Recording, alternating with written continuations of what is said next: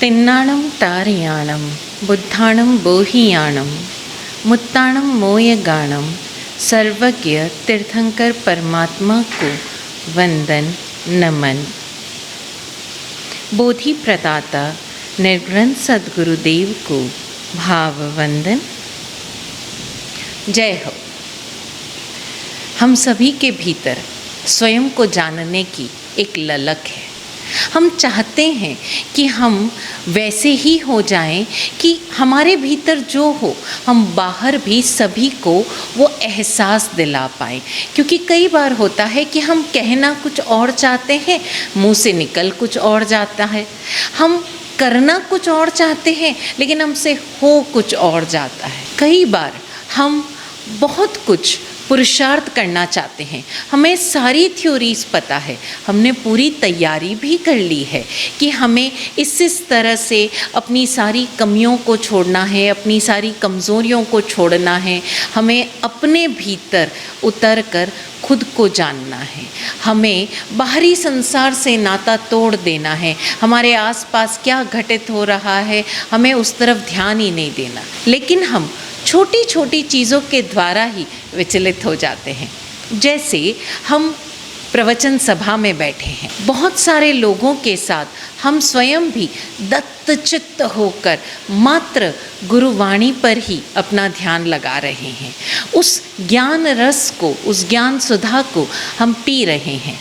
लेकिन कहीं ज़रा सी एक बच्चे की किलकारी गूंजी, किसी के पायल की आवाज़ बजी और तुरंत हमारा ध्यान गुरुवाणी से हटकर उस पायल की तरफ, उस बच्चे के किलकारी की तरफ चला जाता है।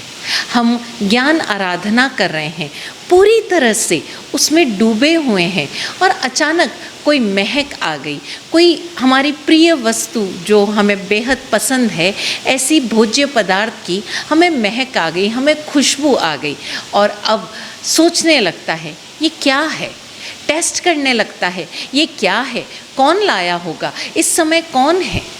और इसी तरह से अक्सर हमारा प्रश्न भी होता है कि हम माला करना चाहते हैं, हम मंत्रोच्चार करना चाहते हैं, हम ध्यान में बैठे हैं, हम भीतर अपने आप को देखने की एक तैयारी कर रहे हैं, अभ्यास कर रहे हैं, लेकिन मन कहीं और उचक जाता है।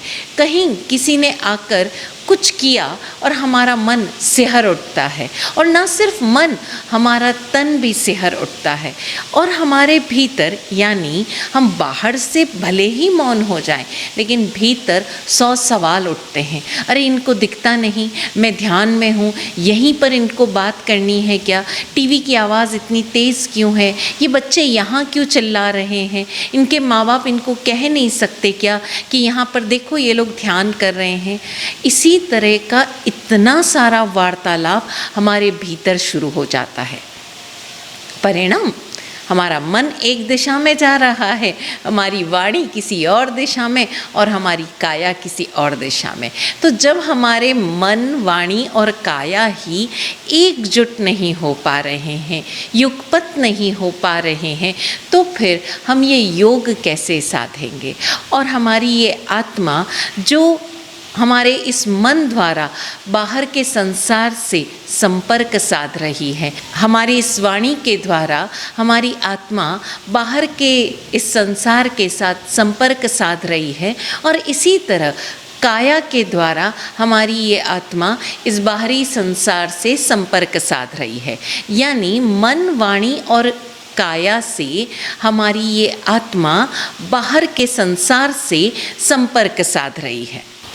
यानी हमारी आत्मा हमारी वाणी द्वारा इस संसार से जुड़ रही है, हमारे मन द्वारा ये संसार से जुड़ रही है, और उसी तरह हमारी इस काया द्वारा हमारी आत्मा इस संसार से जुड़ रही है। अगर इस जुड़ने के बाद भी हमारी आत्मा में हमारा रमण होता है, यानी हमारी जो गति है वो हमारी आत्मा में होती है, तो वो स्वभाव रमण है।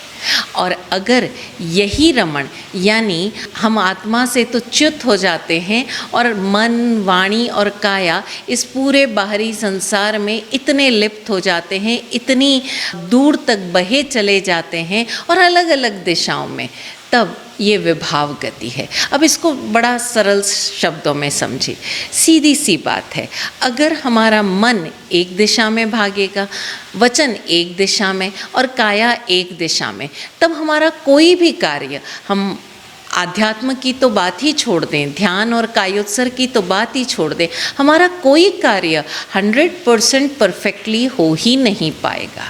बहुत ज़रूरी है कि हम अपने मन, वचन और काया को साधें, और जब ये तीनों एक साथ एक ही दिशा में कार्य करेंगी, एक ही दिशा में गतिशील होंगे, यानी उनका जो रमण है वो युगपत होगा, तब हम कह सकते हैं कि हम खंड खंड नहीं हो रहे हैं, हम अलग अलग दिशाओं में नहीं भटक रहे हैं, हमारा पूरा ध्यान एक ही दिशा में है। और यही वो अवस्था है जहाँ हम बिना संसार से जुड़े अपने स्वयं में उतर सकते हैं, स्वयं में गति कर सकते हैं, यानी आत्मरमण को उपलब्ध हो सकते हैं। अब इसको सिंपल शब्दों में और ज़्यादा समझें, जैसे हम कहीं बैठे हैं, अभी ये प्रवचन सुनते हुए या ये जो भी हमारी बातचीत हो रही है ये सुनते हुए तुरंत हमारे मन में ख्याल आया, अरे क्या बढ़िया बात बोली है, ये बात तो मुझे अपने दोस्तों को शेयर करनी चाहिए या अपने किसी परिवार के मेंबर के साथ। तुरंत हम बीच में रोककर और इसको कॉपी करेंगे और भेज देंगे अपने किसी फ्रेंड को, क्योंकि हमें लगता है कि हम कुछ अच्छा शेयर कर रहे हैं, हम अपनी रिस्पॉन्सिबिलिटी निभा रहे हैं। लेकिन हम भूल गए कि पहले हम स्वयं तो पूरा सुन लें, हम स्वयं तो इसे अपने जीवन में उतार लें, तब कहीं जाकर हमारे भीतर का ये परिवर्तन जब बाहर परिलक्षित होगा, तब कहीं हमारे आसपास के लोग स्वयमेव पूछ लेंगे, भाई क्या हुआ। और यही कारण है कि हमारे जो काम है वो लंबियाते रहते हैं और हमारा ध्यान विचलित होता रहता है। बहुत सिंपल सी बात है, जैसे अक्सर हम देखते हैं, अगर मैं घर की बात करूं तो अक्सर हम देखते हैं कि गृहिणियां जब 4 काम एक साथ करने की कोशिश करती है तो एकाध काम बिगड़ जाते हैं, कहीं ना कहीं कुछ गड़बड़ होता है और सामान्य से अधिक टाइम लगता है। फिर ऐसे में प्रश्न उठता है कि क्या हम मल्टीटास्किंग नहीं करें? तो बहुत सिंपल सी बात है कि भाई आप मल्टीटास्किंग करें, लेकिन कैसे? टाइम को मैनेज करके, अपने मन को मैनेज करके। जैसे आप अगर किचन प्लेटफॉर्म पर खड़ी हैं और कोई एक पर्टिकुलर कोई भी भोज्य पदार्थ, वो चाहे दाल हो, चावल हो, सब्जी हो, वो पका रही है, तो मन, वाणी और काया से बस वहीं उपस्थित रहिए और उस समय जो उसके साथ करने योग्य है वो कीजिए। अब उसे जो समय लगेगा पकने में, जैसे 5 मिनट, 10 मिनट, 3 मिनट, 2 मिनट, तब तक आपको वहाँ खड़े रहने की ज़रूरत नहीं।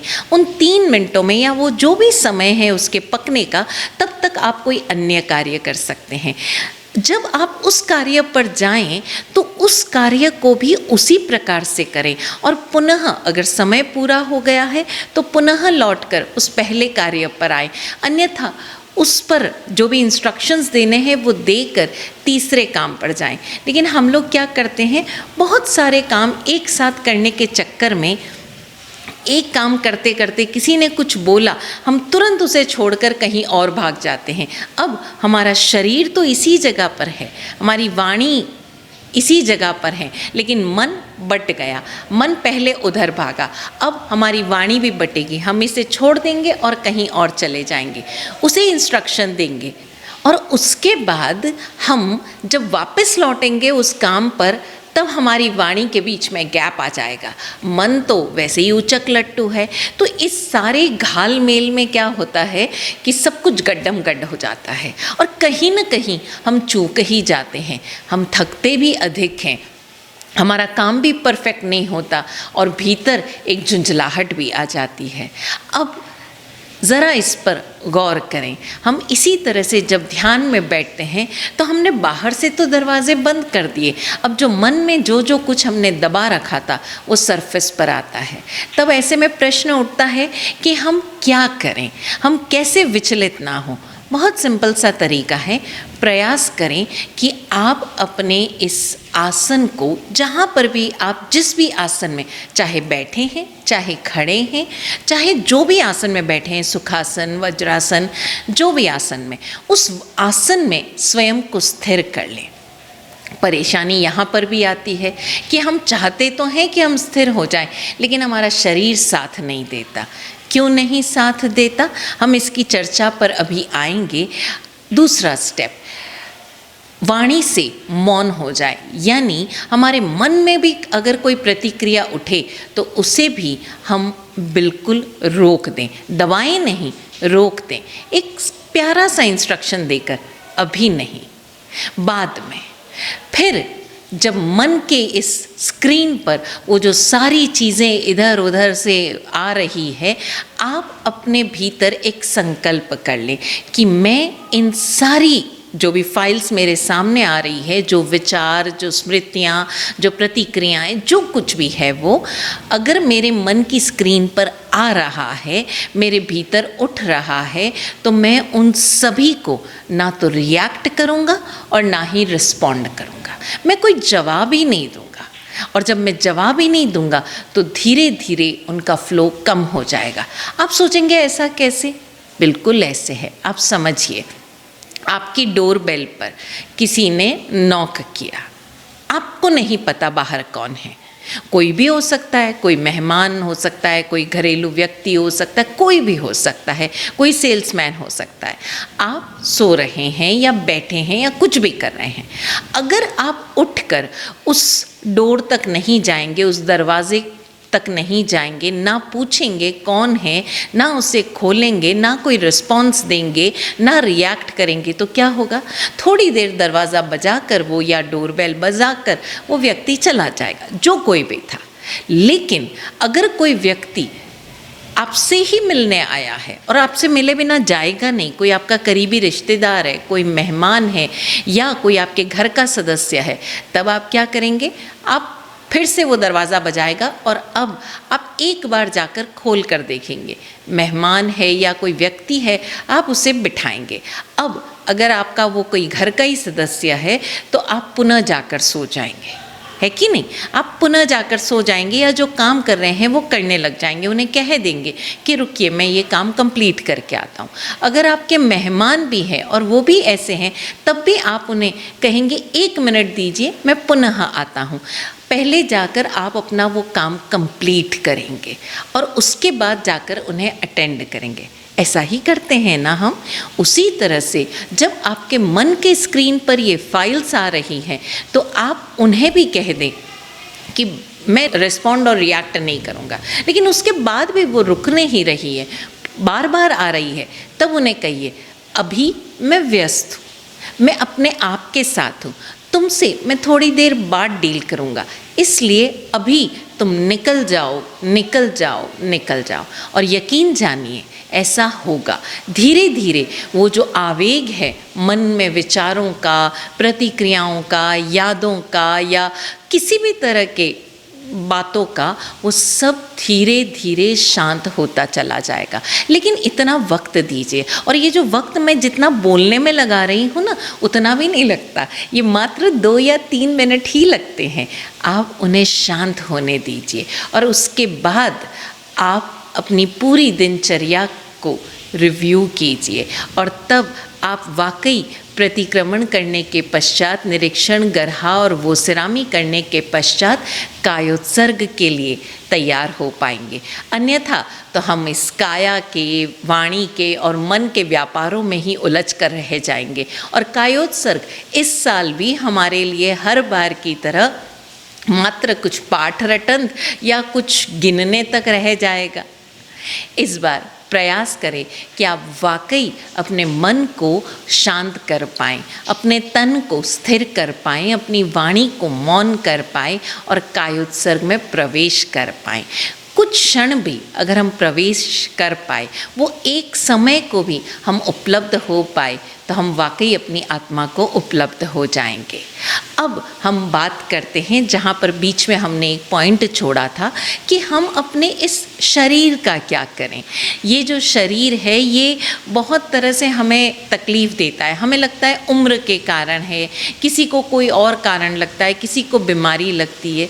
लेकिन एक सीधी सी बात है कि जब हम इस काया का, इस तरणी का, इस शरीर को तरणी कहा गया, नाव कहा गया, वो नाव जो हमें भवसागर को पार कराती है।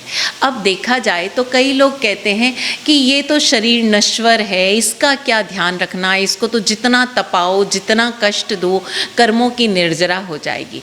मैं एक बहुत सामान्य सवाल पूछती हूँ, एक नौका में यदि ज़रा सा भी छेद है या कोई टूट फूट है, क्या वो नौका, वो सामान्य सी नौका बिना किसी वज़न के सिर्फ आपको लेकर एक किनारे से दूसरे किनारे पर जा पाएगी? उस सागर को तैर पाएगी? नहीं ना। एक सागर को पार करने के लिए एक नौका सही सलामत होना ज़रूरी है।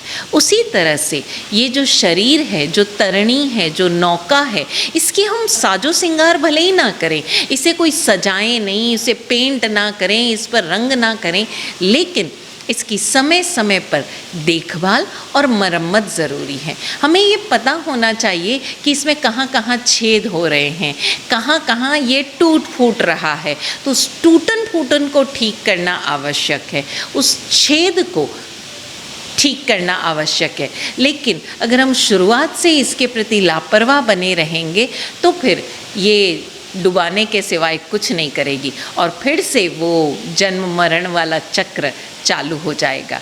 ये मनुष्य जीवन मिला है, दुर्लभ है। हमें इसी जन्म में मुक्त होने के लिए जो कुछ पुरुषार्थ हो सकता है वो करना ही है, और सिंपल सा पुरुषार्थ है।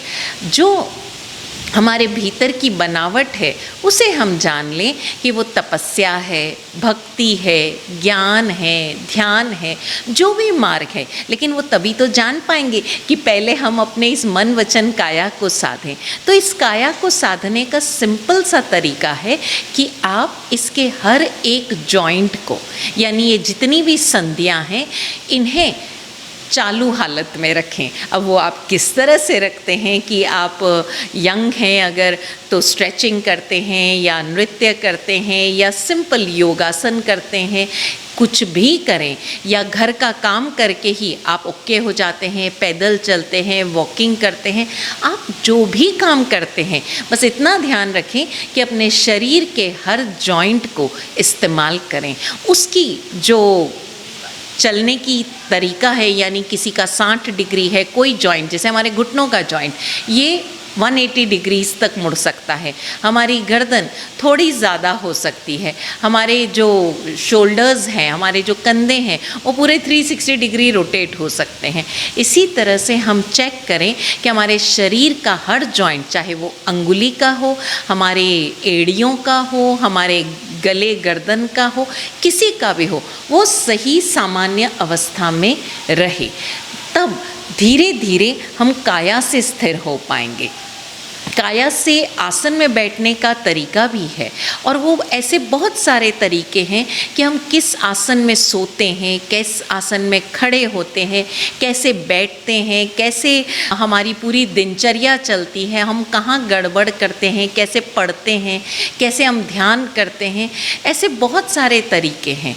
आप चरम मंगल की आने वाली कार्यशालाओं में जुड़ सकते हैं, जहाँ आपको मन वचन काया को साधने का और स्वस्थ रखने के ऐसे बहुत सारे गुण सिखाए जाएंगे। इसी तरह से वाणी, हम किस तरह से बोलें कि हमारी आवाज़ में वो मिठास आए, हम जैसा भीतर सोच रहे हैं या चाह रहे हैं वही चीज़ सामने वाले तक पहुँचे। हमारी जो आवाज़ है वो बिल्कुल क्लियर आए, उसमें कहीं कोई ऊंच नीच ना हो। जो हमारा उच्चारण है वो ऐसा हो कि सामने वाले को वही समझ में आए जो हमने बोला है, कहीं कुछ गड़बड़ ना हो। तो हम अपने इस मन, वाणी और काया को और अधिक निखारने के लिए और निखारने के पश्चात इन्हें एक हार्मनी में लाने के लिए, एक सिंक में लाने के लिए हम इन कार्यशालाओं में स्वयं को जोड़ सकते हैं और बहुत कुछ परिवर्तन स्वयं के भीतर कर सकते हैं। और इस परिवर्तन के बाद हम स्थिति में आ जाएंगे कि हम कायोत्सर्ग में बड़ी सरलता से और सहजता से उतर पाएं। तब हम आगे की यात्रा कर पाएंगे, अपने आप को उपलब्ध हो पाएंगे। सद्गुरुदेव की कृपा से ऐसा ही हो। ओम शांति।